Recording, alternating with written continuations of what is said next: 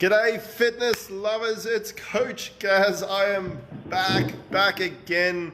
I have taken a little break from AGA, Ask Gaz Anything, but I am back in full form. I wanted to thank everyone for the messages that they've sent, the reach outs. It's nice to know that you missed me on this segment, and we've been busy working away on several fronts to bring more to you guys as a fitness group and really change things up. But it does my heart good to know that you have missed me and missed the live. So if you're watching this and you were wondering where I am, or you asked about me, or all of that sort of stuff, I have all been good. In fact, I've been working on things to further augment my own personal and professional performance, and it has been going swimmingly. I've had to recalibrate some elements of my life. We've had to switch to new time slots for this and really work out where we can put it into the schedule,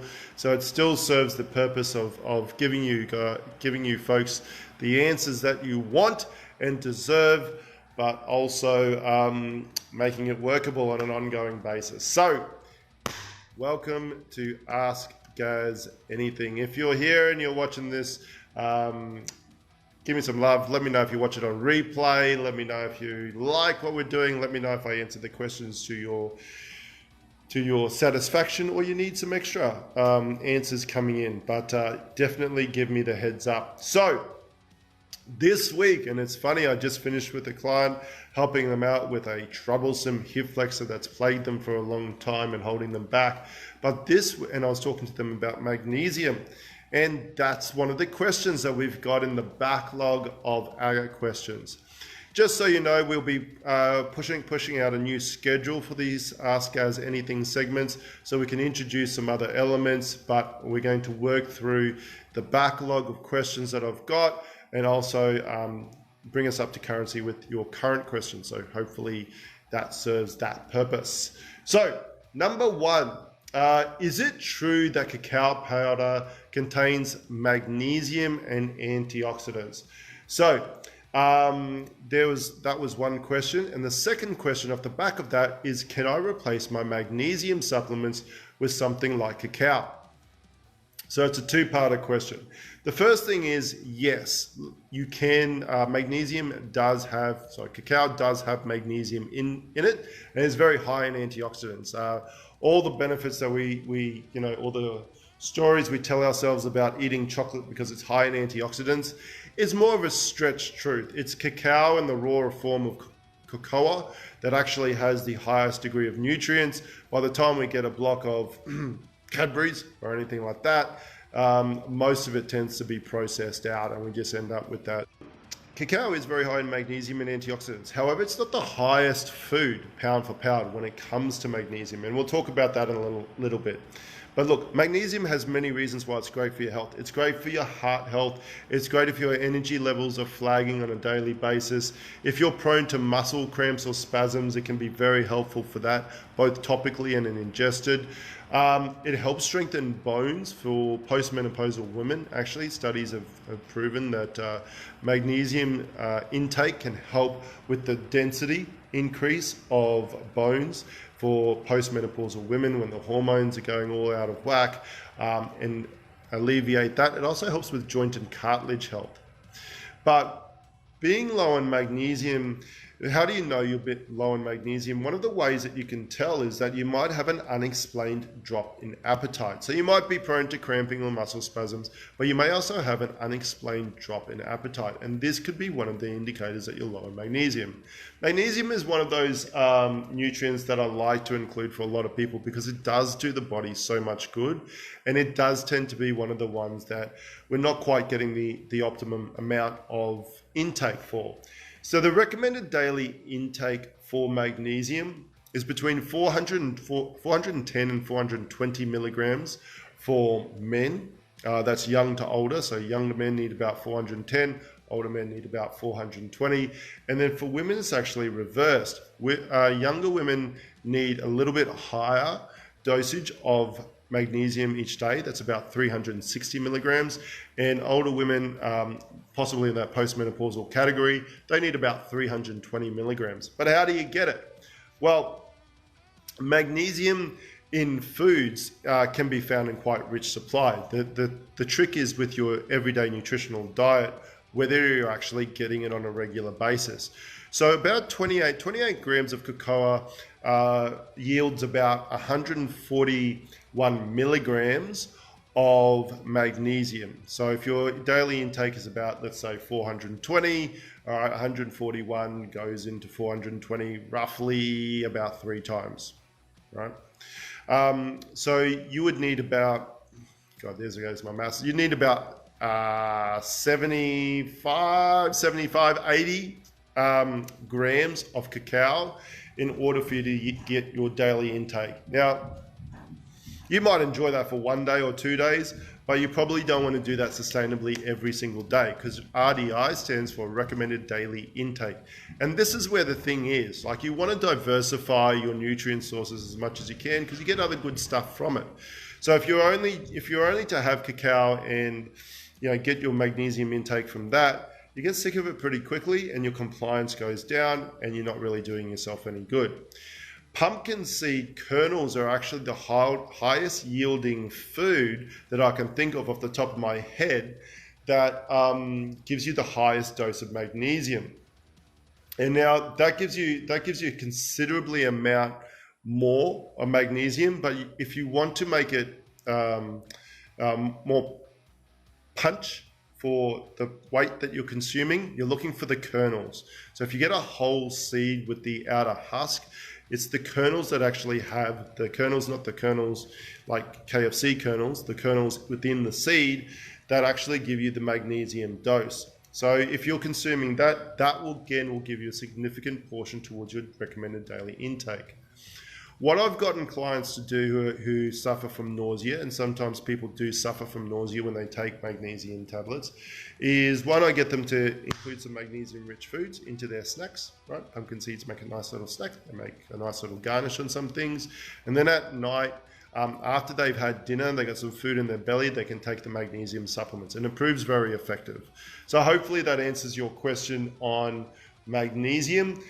You can't actually, well, you can replace your magnesium supplements with foodstuffs like cacao and pumpkin seeds, but the thing about supplements in this sense is that it helps make sure that you get your recommended daily intake every day. And if you're suffering from arthritis, or you're prone to muscle cramps, or you're looking at heart health, or you're suffering from chronically low fatigue, you kind of want to make sure that you're getting that minimum amount every single day. Cool. That's the first question. The second question that I'm going to answer today, and this was relating around a specific sailing event. So a client I had recently did an event called the Brisbane to Gladstone, which was about a 36-hour race in a boat. And sailing is an arduous affair. The stories I heard of this particular sail were very taxing. There's a lot going on. It's high stress, it's high energy. There's, you know, you're sleeping in water and everything's got water around it and everything's swinging and swaying, and like it's pretty taxing. But this also rings true if you're doing things like you know, we've got marathons happening again, we've got stadium stomp happening again. You know, if you're doing a big hike on the weekend, anything that is a considerable stress to your system, unfamiliar to you on your normal weekend or your normal activities. So this one says, look, it appears recovery after these kinds of events is not limited to just physical muscle recovery. What else gets stressed and how can we best recover? The answer is everything gets stressed. What we have to get away from when we're thinking about our health and our fitness is thinking about ourselves as components, as segments, and those segments are isolated in their very nature. I was talking to one of my clients about their business before, and it strikes me that you can look at an individual task, but that task is always related to a bigger job. That job is related to a bigger project. That project is related to a bigger outcome. And if you're looking at your business, you can't see as one thing being unrelated to the other. Now that's common in business logic, but when we look at our body, we're like, it's just the hamstring, or it's just my calf that's a problem, or it's my shoulder that's an issue. And when clients come in here and they start to realize the extent of what the little changes to other areas of their body, other subsystems and other related systems happen, and the positive effect they can have on their problematic shoulder per se, it opens their eyes, right? It opens their eyes to what's going on, and it actually gives them comfort, because now they understand that they're not just broken, they're not just old, they're not just defined by their shoulder condition. There's actually a legitimate reason for it happening. And the beautiful thing about it is that there's also legitimate work that they can do to directly impact that and improve it. So what gets stressed? Everything. Your muscular system gets stressed. Your nervous system gets stressed. Your hormonal system gets stressed. Your neurological, your higher brain function gets stressed. All of it gets stressed. And so what I want to give you is, now that you know that everything gets stressed, well, what can we do about it? Well, the first thing you can do about it is forward planning. Unless you get thrown into some sort of, impromptu game of cat and mouse, like a Hollywood movie, you generally know these events are coming up. You know these periods of high stress are coming up. I've got clients in the financial planning and the accounting field, and they're coming up to a high stress period because it's coming to the end of financial year. And then after the end of the financial year, they're going through another high stress period because they're celebrating that's the end of the financial year, and they can take their foot off the accelerator and their workload a little bit. But what you want to look at is you want to look at the forward planning for these events. So what is your lead up going to be? What is your sleep going to be like? How are you going to plan your equipment? How are you going to plan your travel there? What kind of schedule are you setting up in terms of preparation for that event?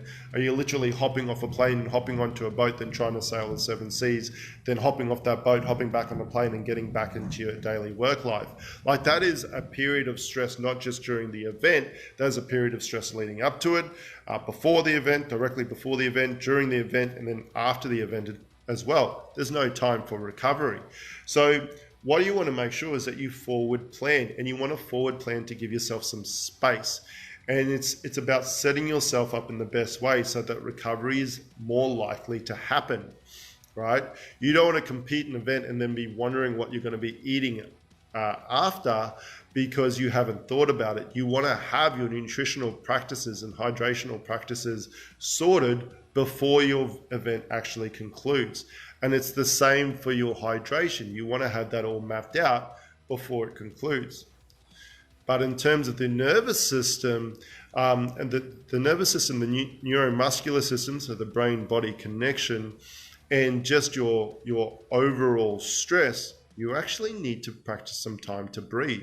This is where you include a very strong form of meditation that promotes alpha waves in your brain. You work the tissue, you do tissue work and stretching targeted to your specific areas. Don't just try and throw a paint bucket at the wall and assume that it's going to help. You need to be very specific and targeted with what you do, which is what we help people do as well. We make them very specific about what they need to tackle. And you want to make sure that it's all built around recovery. You also want to look at the transitions, as I mentioned before, your transition from normal life to race life to normal life again.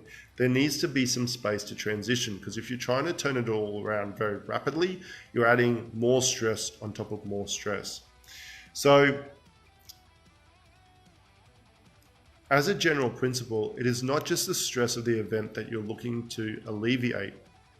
It is the stress of preparing for the event, getting to the event, participating in the event, finishing the event, getting home from the event, and then returning back to your normal life. These are all elements that you want to plan for, and forward planning is key to that. Hope that helps explain that and gives you some sense of what you can work on, but definitely don't just look at one component. Third question, meals are easy. Now, this one I'd love to throw out to the group. I'm going to put out some posts, and I'd love some community collaboration on this. I'll give you what I do and what I recommend for some of my clients. But I'd love to hear some community ideas on this. So I'd love to throw it out to the fitness group at large. Huge is a synonym for large, but not in every day, right? Meals are easy, but what does everyone eat for snacks?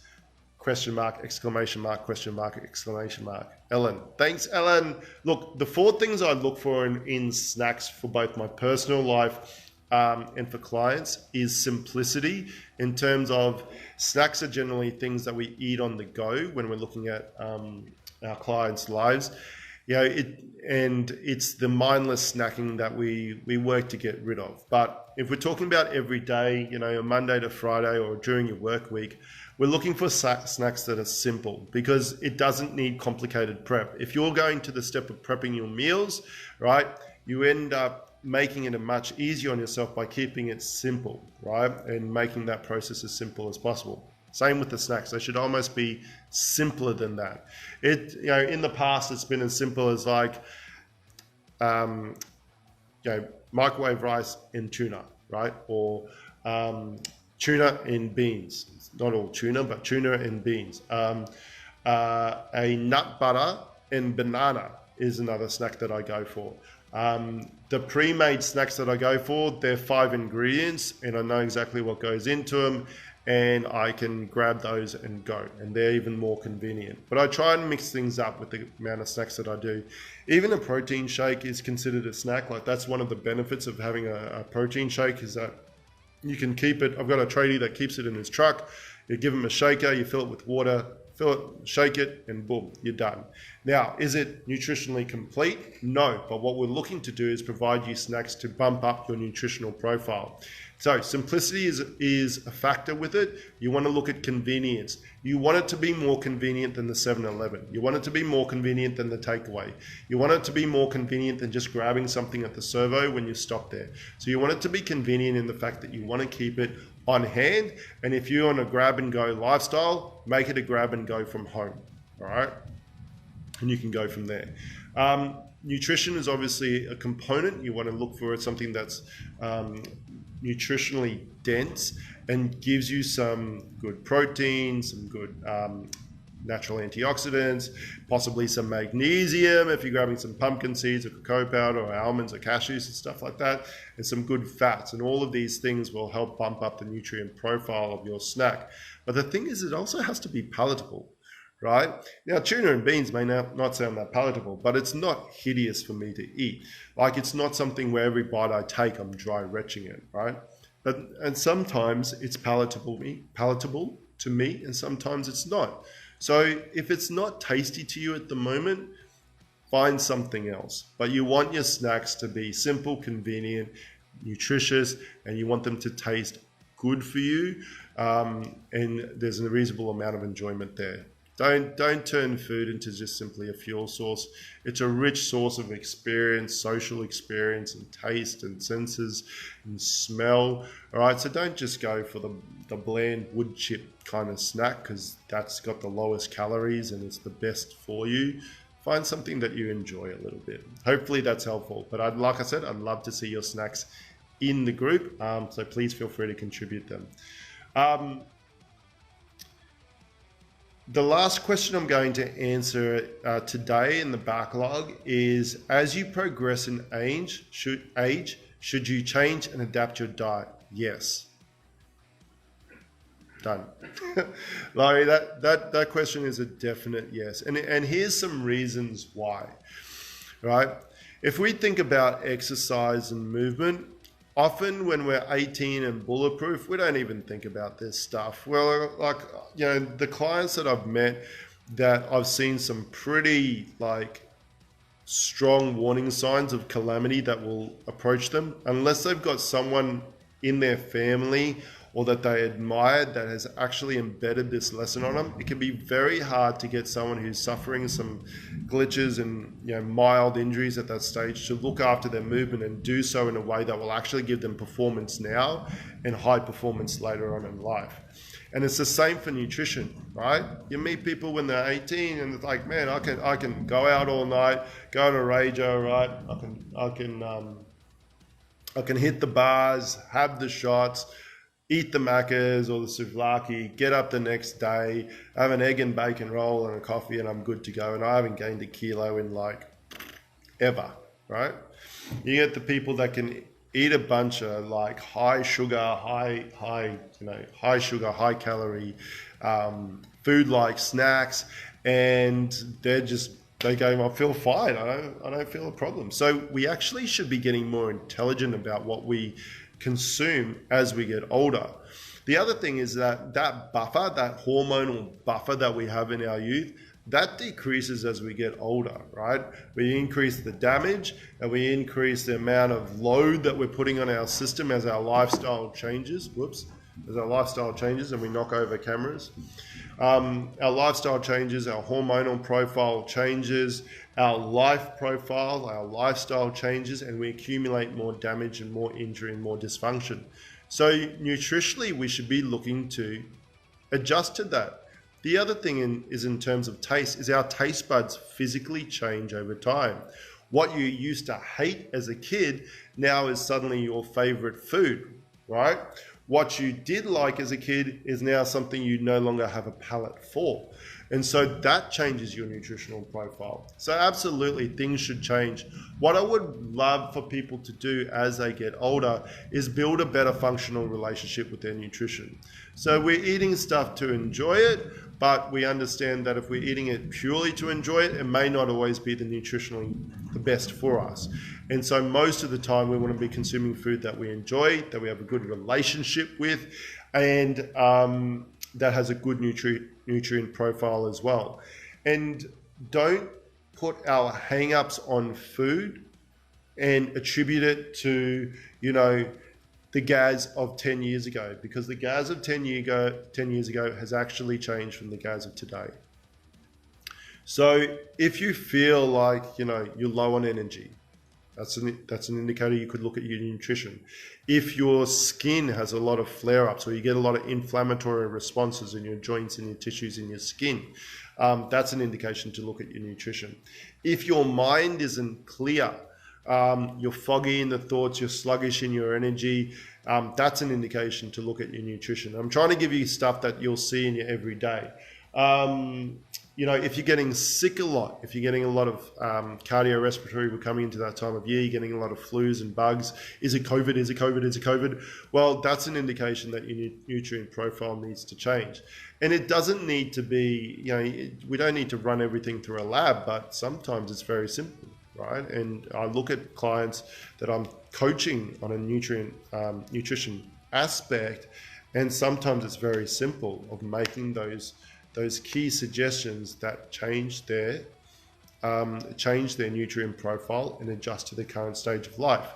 If you've got conditions like arthritis, I mentioned inflammatory conditions, if you're going through menopause, if you're, from your 30s to your 40s to your 50s, we change it all. There's multiple reasons why you should change your nutrition. And so hopefully that gives you an understanding of what it should be. Do not dust off the diet that you did in your 20s in order to try and lose weight or be healthy in your 50s. One, that diet probably made no sense back then in your 20s. You just were in your 20s. And two, you probably, even if it did make sense in your 20s, you probably need a very different nutritional intake than what you had back then. So please, when you're looking at your nutrition, you're looking at stepping that up, have a look at it in a bit more depth and get some help with it. That would be amazing. Speaking of amazing, it has been amazing to be back. Like, I've been fumbling over my words.